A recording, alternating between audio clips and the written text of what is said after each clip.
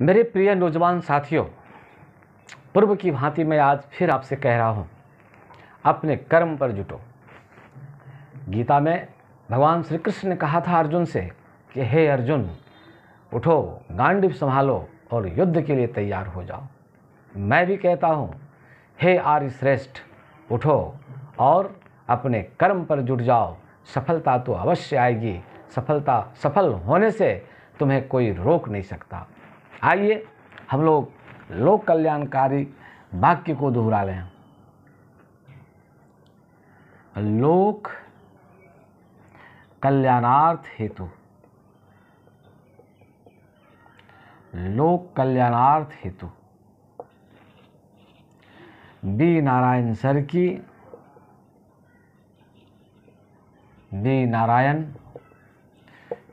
की अनुपम प्रस्तुति। आज का जो विषय है, आज का टॉपिक है ब्लैक होल। यह है ब्लैक होल। यह है ब्लैक होल, ये ब्लैक होल। और दूसरा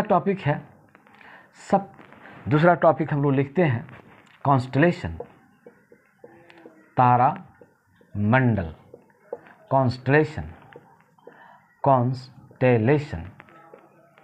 तारा समूह या तारा मंडल, कॉन्स्टलेशन। ये दो टॉपिक आज हम आपके सामने परोस रहे हैं। आप ध्यान से देखिए। तो सबसे पहले हम ब्लैक होल के संबंध में अब चलते हैं। ये ब्लैक होल के संबंध में चलते हैं। इससे परीक्षा में प्रश्न पूछा जाता है। इससे परीक्षा में ये ब्लैक होल से संबंध पूछा जाता है। ब्लैक होल, इससे प्रश्न पूछा जाता है। ब्लैक होल, ये ब्लैक होल ये क्या है, इससे प्रश्न पूछा जाता है। तो मैंने आपको तारे के संबंध में सारी बातों को कह दिया है कि रियल में तारा प्रकाश क्यों देता है। इस बात को मैंने कंसेप्चुअली आपसे कहा है। रियल में तारा प्रकाश क्यों देता है। तारा स्वयं प्रकाशित है।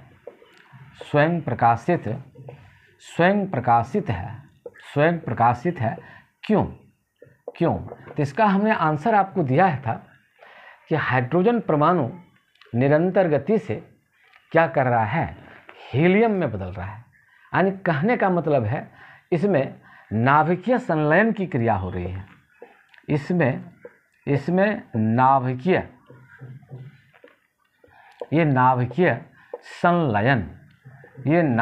संलयन की क्रिया हो रही है। नाभिकीय संलयन, एकदम याद रखिएगा। ये प्रश्न पूछता है इस जगह कि तारा निरंतर गति से क्यों प्रकाशित हो रहा है, तो उसमें नाभिकीय संलयन की क्रिया होती है। याद रखना है आप सभी बच्चों को, होती है। अब इस जगह एक स्टेप और यदि आगे बढ़ा दिया जाए, तब इसमें यही कहता है कि हाइड्रोजन निरंतर गति से, यही हाइड्रोजन निरंतर गति से हीलियम में बदल रहा है। ये हीलियम में बदल रहा है। तो हाइड्रोजन निरंतर गति से किस में बदल रहा है, ये हीलियम में बदल रहा है। तो जैसे ही हाइड्रोजन हीलियम में बदलता है, तो इससे दो चीज़ निकलता है। इससे क्या निकलता है, ऊर्जा एवं प्रकाश। इससे दो चीज़ निकलता है। इससे निकलता है ऊर्जा, और प्लस क्या निकलता है, ये निकलता है प्रकाश। यही दो चीज़ निकलता है, और इसी वजह से तारा क्या होता है, प्रकाशित होता है। ये बेसिक कंसेप्ट है, आप इसको हमेशा रिमेंबर रखिए। ये प्रश्न बराबर परीक्षा में पूछे जाते हैं। मैं उम्मीद करता हूँ कि आप इन बातों को आप बेहतर तरीके से समझे होंगे। यदि ये कंसेप्ट आपने समझ लिया, तो ब्लैक होल का कंसेप्ट तुरंत आप समझिएगा। तो जो परीक्षा में आने वाला प्रश्न है, उसको मैंने क्या कर दिया, हिंट्स आपको दे दिया, इंडिकेट कर दिया कि परीक्षा में ये प्रश्न पूछे जाते हैं। अब देखिए ब्लैक होल का मतलब क्या होता है। ये जो ब्लैक होल है, ये जो ब्लैक होल, ये ब्लैक होल, इसका मतलब क्या है भाई। इसका जो ब्लैक होल है ब्लैक होल, इसका क्या मतलब है। जो ब्लैक होल है इसका क्या मतलब है। कहता है कि तारे का ऊर्जा, तारे के ऊर्जा का क्या हो जाना, समाप्त हो जाना। यही इसका माने है कि तारे के ऊर्जा का समाप्त हो जाना। इसका माने यही है कि तारा का जो ऊर्जा है वो क्या हो जाता है, वो समाप्त हो जाता है। जब तारा का ऊर्जा समाप्त हो जाता है तो क्या बन जाता है, ब्लैक होल बन जाता है। ये ब्लैक होल बन जाता है। तो जब ये ब्लैक होल बनता है तो इस अवस्था में इसको हम लोग क्या कहते हैं कि तारा एक तरह से क्या हो गया, समाप्त हो गया। तारा प्रकाश देना क्या कर देगा, बंद कर देगा। तो यहाँ होता क्या है, इसकी प्रक्रिया को आप जरा समझ लीजिए। आप इनकी प्रक्रिया को समझिए, आप इनकी प्रक्रिया को आप जानिए। तो इसमें क्या है भाई, तारा निरंतर गति से प्रकाश दे रहा है। मान लेते ये तारा है, ये तारा है। इसमें क्या हो रहा है, H + H = ये क्या हो रहा है, ये H। ये हीलियम में ये क्या हो रहा है, ये बदल रहा है। यानी हाइड्रोजन, ये हाइड्रोजन ये किस में बदल रहा है, हीलियम में, चेंज इनटू ये हीलियम। तो जब ये हीलियम में जब तक बदलेगा तब तक ये क्या होगा, ये प्रकाशमान होगा। ये क्या होगा, प्रकाशमान होगा। क्यों प्रकाशमान होगा, इसके अंदर कौन क्रिया हो रही है, तो इसके अंतर्गत नाभिकीय संलयन की क्रिया हो रही है। नाभिकीय, इसमें क्या हो रहा है, संलयन, नाभिकीय संलयन की इसमें क्या हो रहा है, ये क्रिया हो रहा है। तो ये जो नाभिकीय संलयन की जब ये क्रिया हो रही है, इसीलिए इससे क्या क्या चीज़ मिल रहा है हमको मिल रहा है प्रकाश। अब प्लस क्या मिल रहा है हमको, ऊर्जा। हमको क्या मिला भाई, हमको मिला लाइट। अब प्लस क्या मिल गया, ये एनर्जी, ये मिल गया एनर्जी। ये है लाइट और हमको क्या मिला, एनर्जी। ठीक है, अच्छी बात है। हाइड्रोजन हीलियम में बदल रहा है, तारा प्रकाशमान हो रहा है, ऊर्जा निकल रहा है, प्रकाश निकल रहा है। लेकिन एक समय ऐसा आता है कि सारा का सारा हाइड्रोजन क्या हो जाएगा, हीलियम में बदल जाएगा। तो भाई जब सारा का सारा हाइड्रोजन हीलियम में बदल जाएगा तो उस अवस्था में तारा में जो लाइट है, तारा से जो ऊर्जा है, तारा का जो प्रकाश है, वो प्रकाशवान होना या प्रकाशित होना वो क्या हो जाएगा, बंद हो जाएगा। तो इसमें कौन सी क्रिया होती है तो कहता है कि धीरे धीरे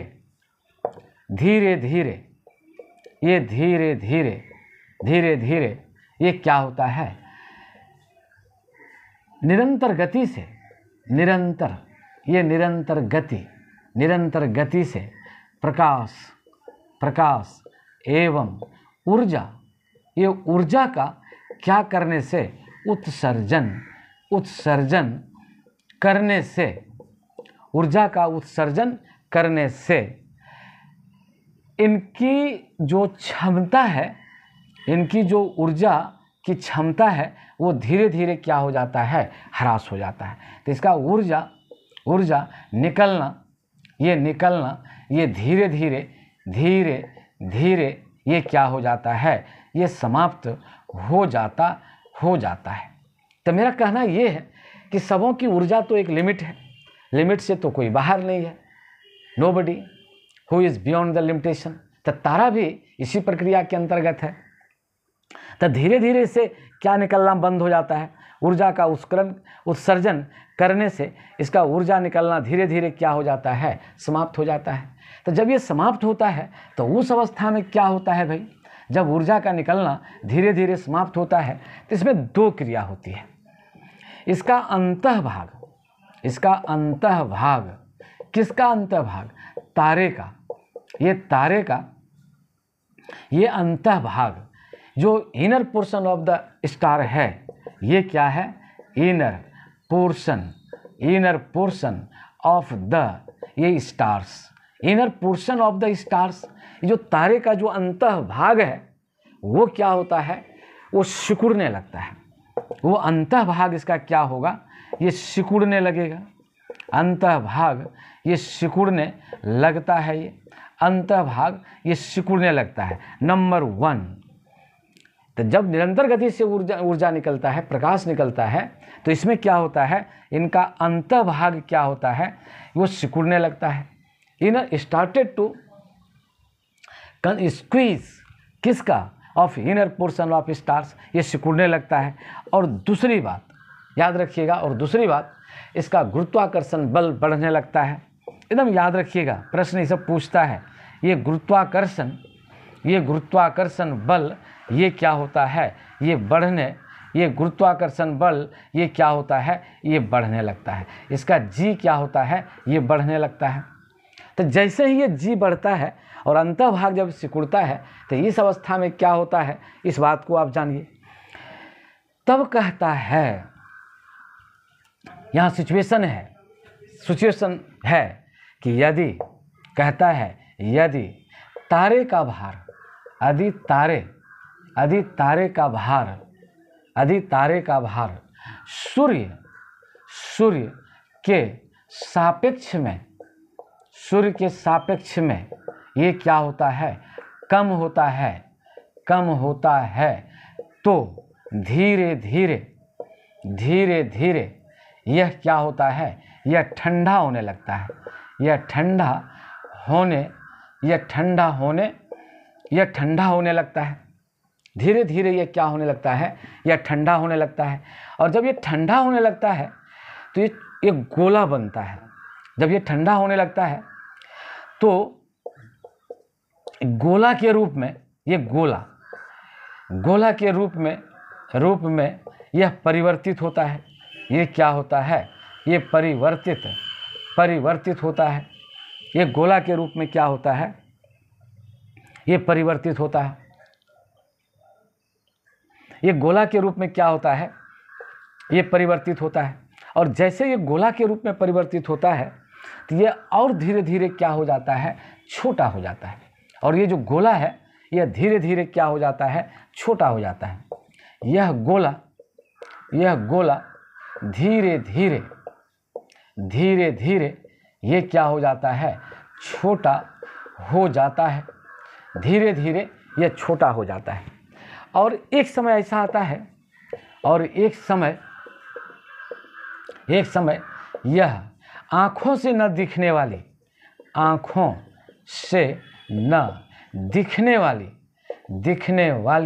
ये क्या बन जाता है, श्वेत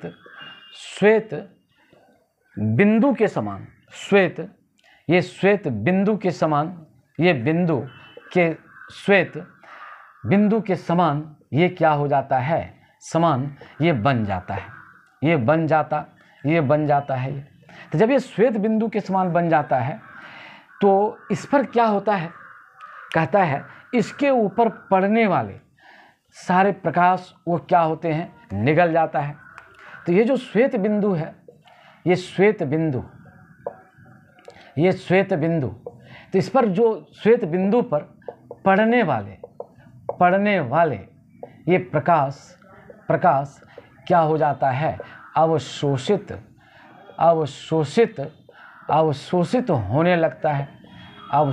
होने लगता है।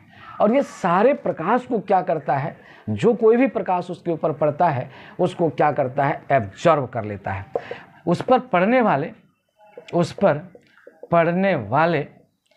पड़ने वाले प्रकाश को ये क्या करता है, अवशोषित करता है या निगल जाता है। या क्या करता है, ये निगल जाता है। तो ऐसी स्थिति में ब्रह्मांड में बहुत भारी दिक्कत उत्पन्न हो जाता है। तो अब सवाल ये है, इनकी पहचान कैसे होगी। ये जो ब्लैक होल है तो इसकी ब्लैक होल की पहचान कैसे होगी। तो इसकी पहचान क्या है, जैसे कि मान लिया जाए ये बिंदु भर ये बन गया है और ये हम मानते हैं कि ये ब्लैक होल है। लेट दैट, हमने माना कि ये भाई क्या है, ये ब्लैक होल है। कहाँ पर है भाई? ये है in the universe. In the, ये कहाँ पर है? ये यूनिवर्स। ये कहाँ पर है? यूनिवर्स में। तो अब जो कुछ भी प्रकाश जाएगा तो इसको तो, प्रकाश को तो ये निगल जाएगा, तो इसका पता कैसे लगेगा? तब कहता है कि एक चीज़ है, रेडियो तरंग से इसका पता लगता है। इधर परीक्षा में पूछा जाता है, ये रेडियो तरंग, याद रखिएगा, रेडियो तरंग से ब्लैक होल का, ये ब्लैक होल का ये क्या लगाया जाता है? पता ये लगाया जाता है। तो ब्लैक होल से कैसे पता लगता है? तो जैसे कि मान लीजिए रेडियो तरंग यहाँ आता है, जैसे कि मान लीजिए यहाँ रेडियो तरंग आया, ये रेडियो तरंग आया, यहाँ ये रेडियो तरंग आया, तो जैसे ये ब्लैक होल है, बस ये रेडियो तरंग क्या है?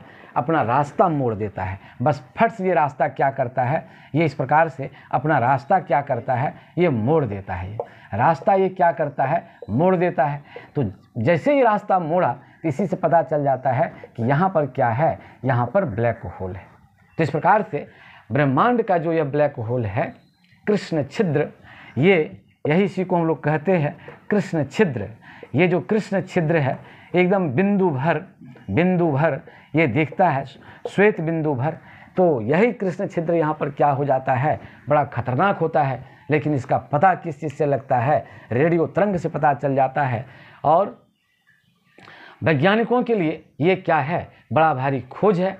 और खोज करके इन्होंने निकाला कि भाई वहाँ भी, ब्रह्मांड में भी ऐसी गतिविधियाँ हैं जिससे कि प्रकाश तक को निगलने की क्षमता ऐसे पिंड रखते हैं। इसे ही क्या कहा जाता है? ब्लैक होल कहा जाता है। तो इस जगह से 4-5 क्वेश्चन हुआ। तो 4-5 क्वेश्चन में क्या हुआ? तो सबसे पहला बात, तारा चमकता क्यों है? तो उसमें संलयन की, नाभिकीय संलयन की क्रिया होती है। एक बात, तारा की ऊर्जा समाप्त कैसे हो जाती है? तो जब सारा हाइड्रोजन हीलियम में बदल जाएगा तो तारे की ऊर्जा क्या हो जाएगी? समाप्त हो जाएगी। तो ये 2 प्रश्न बड़ा इंपॉर्टेंट है। और तीसरा प्रश्न का क्या इंपॉर्टेंट है कि ये जो ब्लैक होल है, कृष्ण छिद्र है, इसका पता किस चीज़ से लगता है?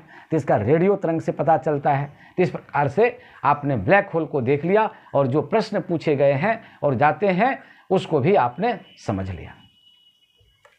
अब हम आपको पढ़ाते हैं कॉन्स्टलेशन, ये तारा समूह या तारा मंडल। अब हम लोग पढ़ते हैं तारा मंडल पढ़ते हैं। ये तारा मंडल या कॉन्स्टलेशन, ये है कॉन्स्टेलेशन, ये है कॉन्स्टलेशन। तो ये तारा मंडल क्या है भाई?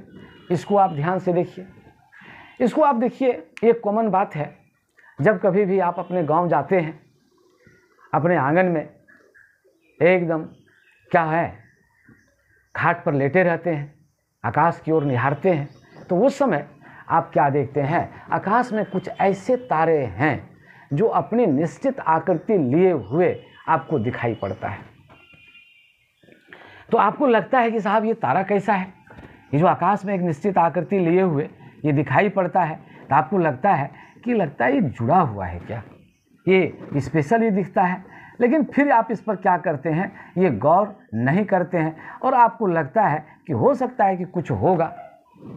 That is enough, I am not scientist, I can't say anything more. लेकिन आप देखते हैं कुछ ऐसे तारे हैं जिसको कि आप सोए अवस्था में, आप सोए रहते हैं और खाट पर सोए हुए अवस्था में आप इसको क्या करते हैं? आप देखते हैं इसको। आप इसको क्या करते हैं? आप इस तारे को आप देखते रहते हैं। तो जैसे ही ये तारा को आप देखते हैं तो आपको लगता है कि आखिर ये है क्या? ये आखिर ये क्या है? तो फिर आप जब गुत्थी नहीं सुलझा पाते हैं तब आप क्या करते हैं? इसको छोड़ देते हैं, इससे अपना ध्यान हटा देते हैं। और जब पुस्तकों में आप पढ़ते हैं तब फिर आप जब निहारते हैं आकाश, तब आपको पता चलता है कि ओ ये है। तो उसी को क्या किया गया है? खगोलज्ञों ने क्या कर दिया? परिभाषित कर दिया। तो क्या परिभाषित कर दिया? तो यही परिभाषित कर दिया तारामंडल कि आकाश के, यही आकाश के एक निश्चित भाग में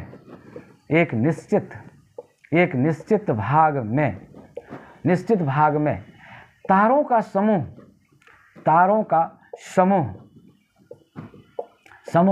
एक निश्चित आकृति लिए होती है, कोमा, यही क्या कहलाता है? तारामंडल, या क्या कहलाता है?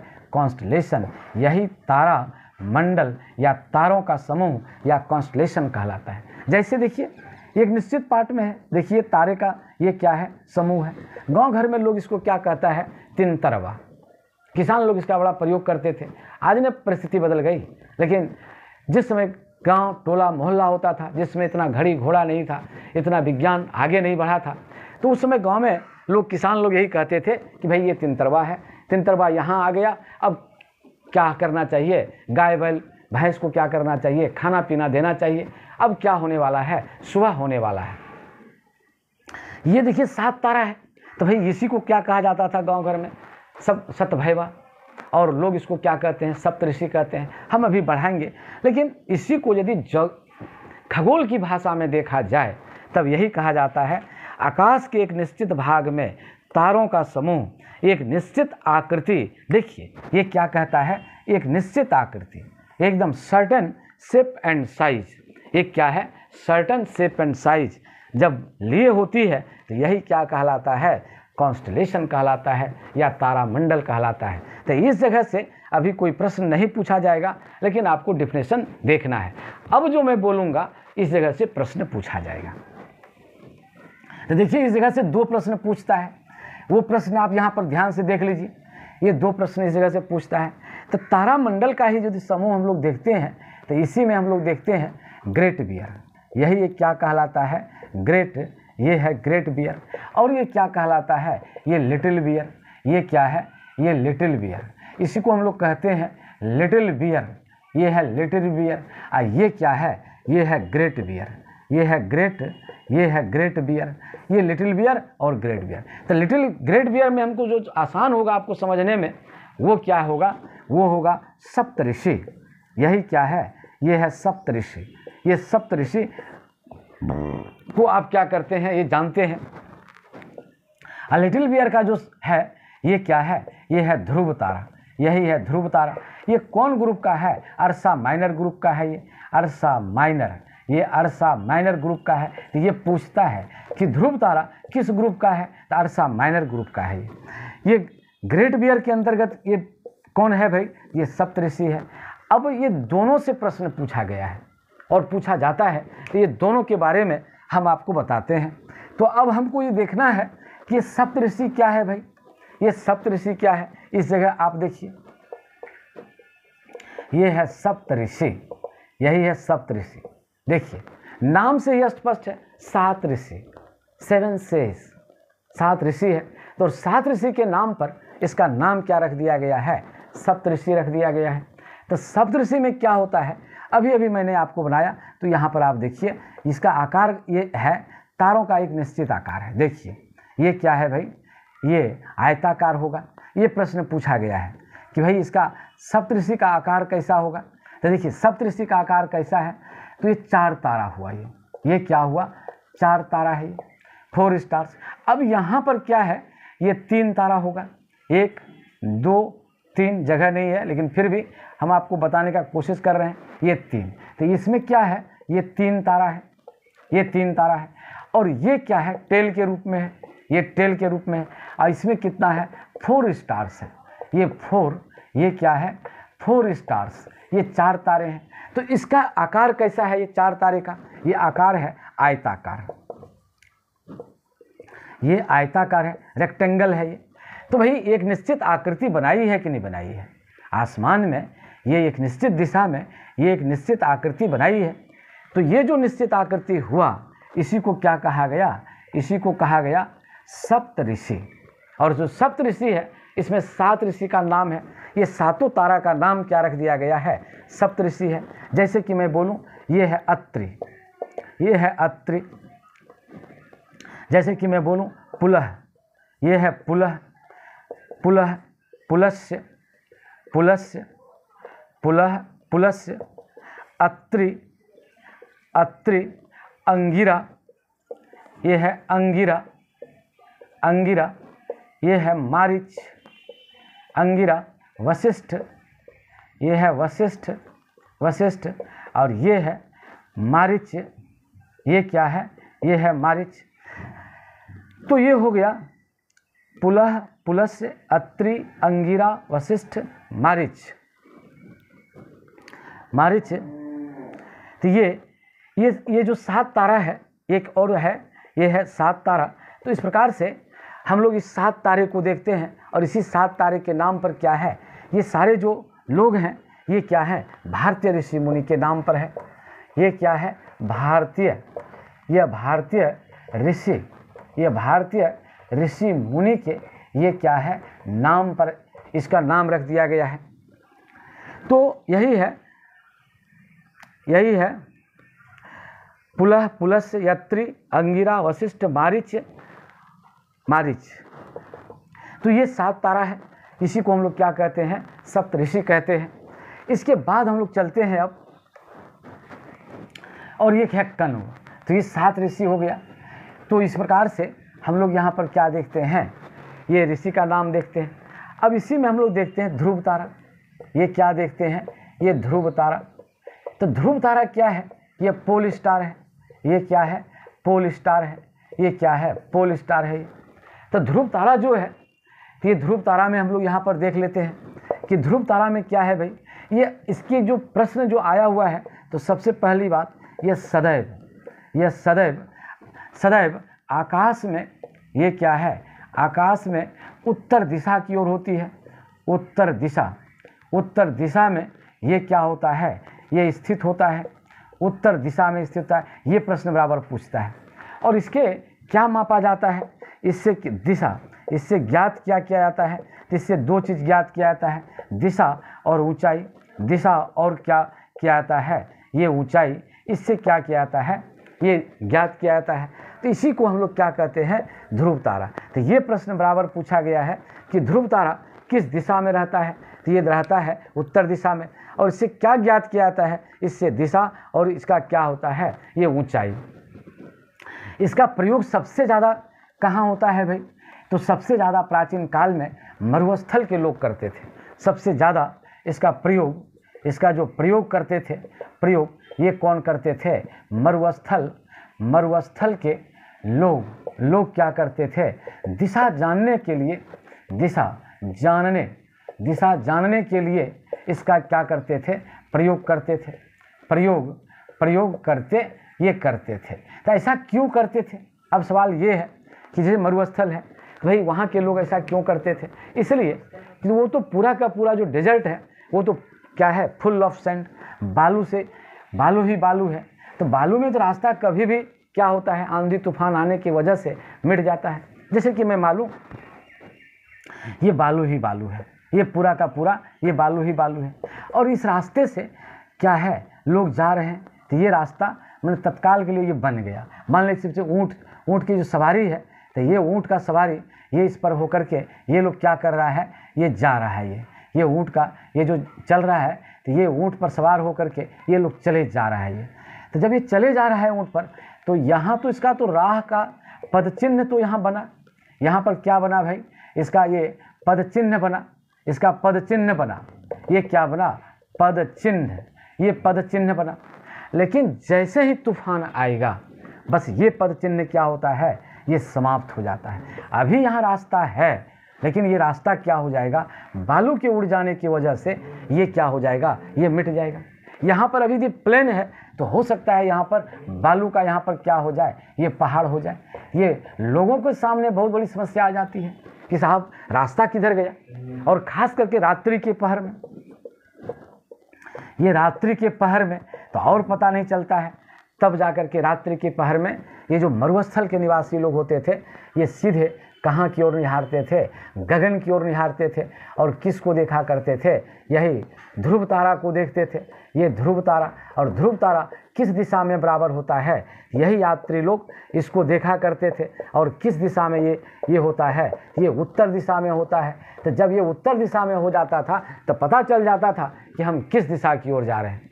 और इससे उनका मार्ग, उनका यातायात, आवागमन, वो क्या होता था, सुविधा होती थी कि मैं सही दिशा में जा रहा हूँ, और तकलीफ नहीं होता था, गंतव्य स्थल पर पहुँच जाते थे। इसलिए ध्रुव तारा का बड़ा ज़बरदस्त महत्व है मानव जीवन में।